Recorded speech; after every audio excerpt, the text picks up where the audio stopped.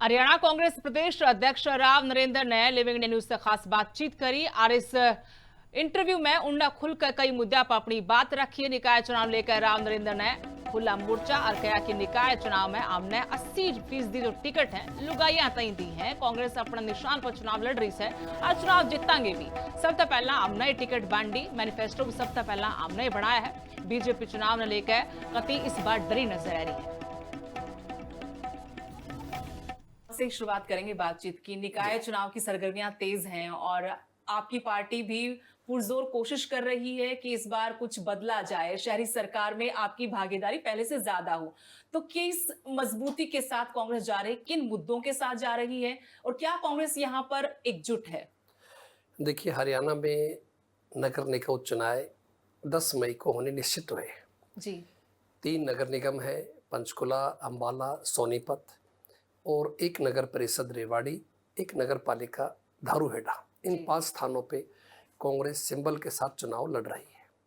और सबसे पहले हमने एक अच्छा कार्य किया। अब की बात जो आमतौर पे पत्रकार साथी या लोग कहते थे कांग्रेस टिकटों का फैसला देरी से करती है, तो हमने सबसे पहले और पार्टियों से पहले अपने टिकटों का फैसला किया।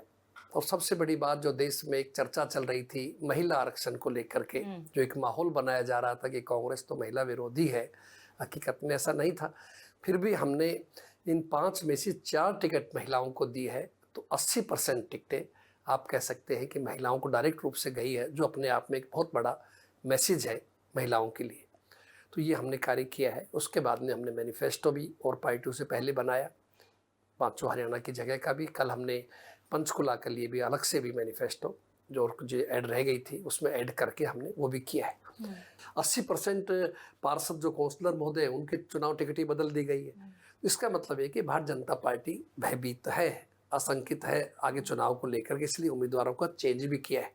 खैर, उससे हमें फ़र्क नहीं पड़ता। हमने जनता से डायरेक्ट अपील की है कि अगर आपको महसूस होता है वास्तविकता के अंदर कि जनता दुखी है, भाजपा सही कामयाब नहीं हो पा रही शहरों में सही काम करने में, सही न्याय देने में, प्रशासन देने में, तो आप कांग्रेस को मौका दीजिए। और हम चाहते हैं कि अगर जनता भी मौका देती है हमारे उम्मीदवारों को, तो एक बढ़िया स्वच्छ प्रशासन, भ्रष्टाचार से मुक्त जी। हम उनको देना चाहते हैं लोगों को, ताकि किसी प्रकार अवसर ना हो। बड़े बड़े घोटाले आपके सामने हुए।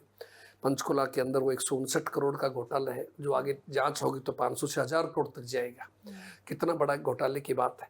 तो ये सब चीज़ें जनता देखती है, जनता महसूस करती है। मुझे ऐसा लगता है व्यक्तिगत रूप से कि अब की बार इस चुनाव में जनता परिवर्तन का मन बनाया है और कांग्रेस उम्मीदवारों को समर्थन देकर निकाय चुनाव से शुरुआत करेंगे।